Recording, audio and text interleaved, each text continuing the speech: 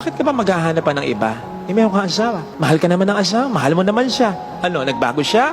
Naging bungangera siya? Tumaba siya? Ganun ba? So, binabalik mo sa kanya, sinasabi mo may kulang sa kanya. Hindi kaya may kulang muna sa'yo? Sapagkat kung kumpleto ka, kung secured ka, magbago man ang asawa mo, hindi ka mangangailangan at titingin sa iba. Madalas ganun eh. Kapag may nagloloko ang asawa, ang baling agad ng sisi sa asawa, may kulang sa'yo, hindi mo na sa akin pinoprovide ito, hindi ka na ganito.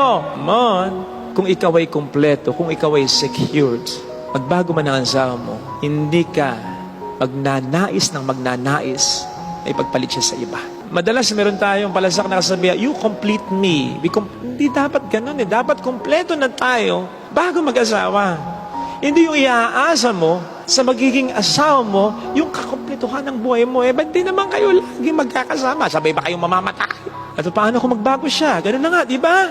Nakakatawa pa nga minsan yung mga iniisip ng iba tungkol sa mga byuda-byuda, iniwan ng asawa, niloko ng asawa. Yung tingin na, ay, byuda yan, sabik sa kasama yan. Ganon? No boyfriend, no husband, no second wife, no problem. Bakit? Kompleto sila, buo sila.